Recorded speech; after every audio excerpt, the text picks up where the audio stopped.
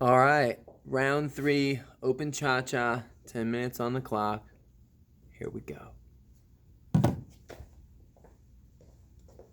So we just ended our last step on 6, 7. As she's bringing that leg forward, I'm going to be straightening my right leg, guys, and then we're going back with the left. She's going forward with her right. 8 and 1, 2, 3, and that's actually 8 and 9, 2, 3. And then again, 4 and I lost my count here. We're going to do that again. So this was 6, 7. She's going forward. I'm rocking back. 8 and 1. And I'm doing like a grapevine type action there, guys. And then she walks forward again. I'm walking side then back. 2, 3. And then we both do a run. I'm going to think of a back rock. 4 and 5.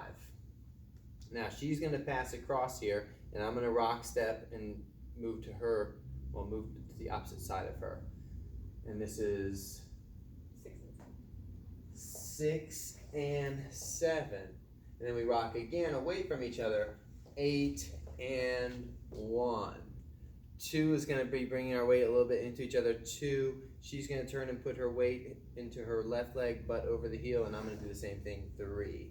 Then we're both going to rock back, same footwork here. 4 and on the 1, I'm going to step in front of her.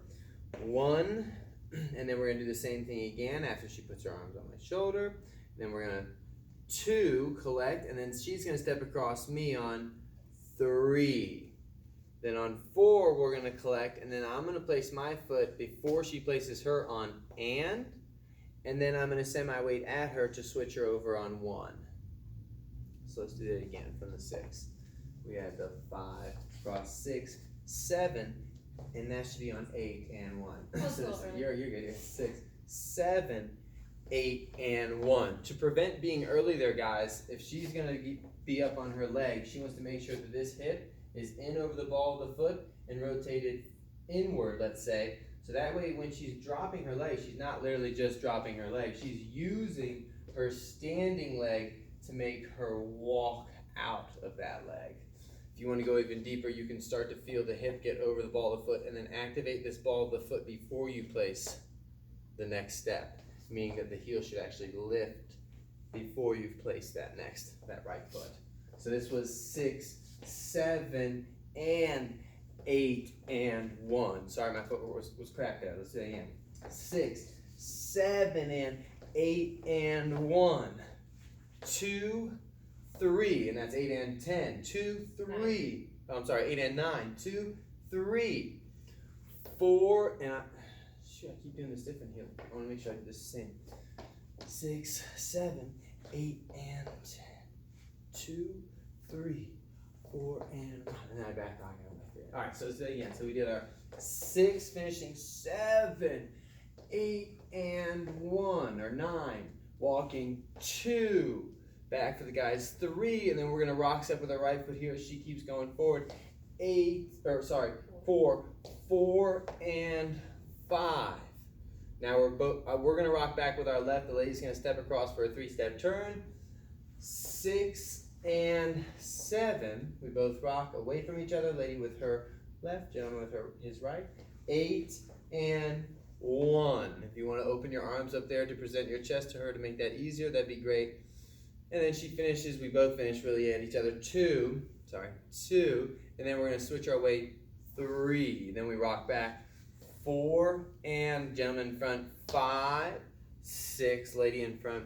7, 8, gentlemen, you're going to place your foot right back pretty much behind her, almost where it was, and that's as she's doing her little ronde thing here, and that gives her a delay so you can catch her weight to shift her over there. So we're going to do that from the, I believe this was 1, 5, 6, 7, 8, and both of us having our weight over that left leg, hip bone over ball of the foot.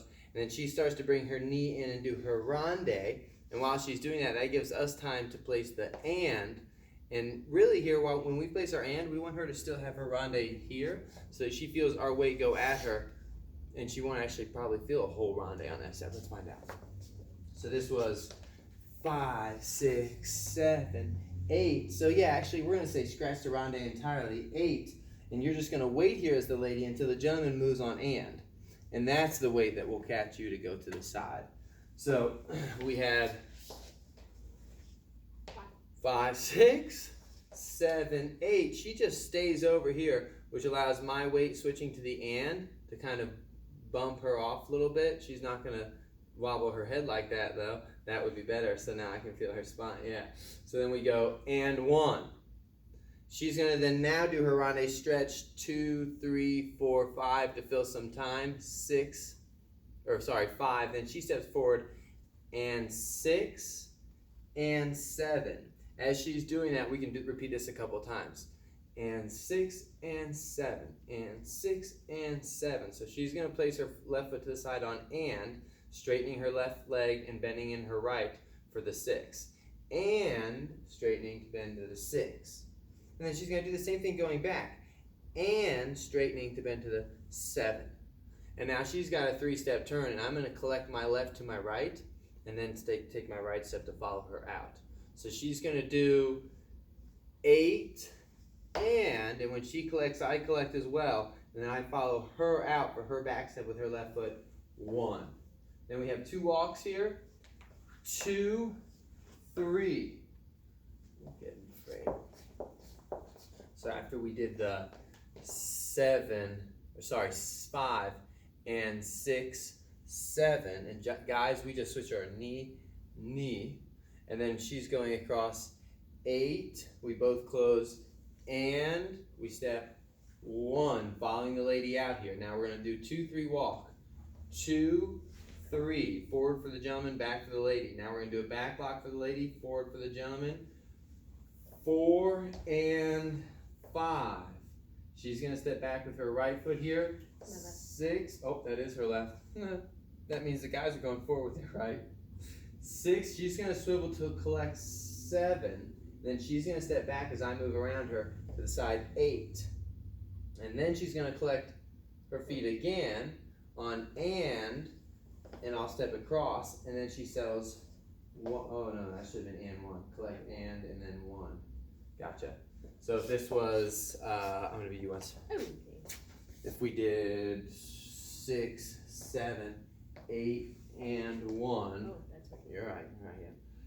2, 3, 4, and 5.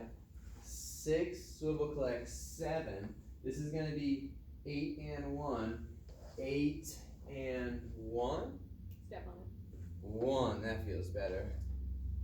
And then you're going to really delay this one, guys. I know, yeah, that's the end of our, where we're going for today. But just to do that again, I'm going to be the lady again here. So we did 7, 8, and 1, 2, 3. Then we're going to do small. 4 and 5 block. 4 and 5. 6. Gentleman's just going to finish his weight to the right leg and rotate the lady on the 7. Now the gentleman's going to walk around 8, 1. We're going to do 8 and 1 as the lady. 8 and 1. From here, we want to make sure when we land on this 1, we're not hip weight already over it. We want to be split here so we can feel 1, 2, 3, because we're going to go into a ronde after, I believe. So let's go from the very beginning again, or not the very beginning, but where we started today. 5, 6 crossing, 7 using that standing leg to land together on 8 and 1, 2, 3, 4 and 5, 6 and 7, 8 and 1, 2 and away for the gentleman, 3, 4 and 5, 6, 7, 8, and 1, 2. So I'm going to talk a little bit about that too, because that is kind of different there. So we did the 1, 5, 6, 7, 8. Yep, let's do that timing, get that down with each other there. So we have the 5, 6, 7, 8, both of us dropping that lat down into that hip bone there. And then that way, if the lady's got her lat bone over top of that hip bone, when I push her, she's gonna move her spine, or hopefully not even at all. The point is that she's not gonna break, so I won't push on her and then half of her leaves. I push on her, she's either gonna hold the whole thing strong, or she's just gonna switch her weight over. She's not gonna abandon her position.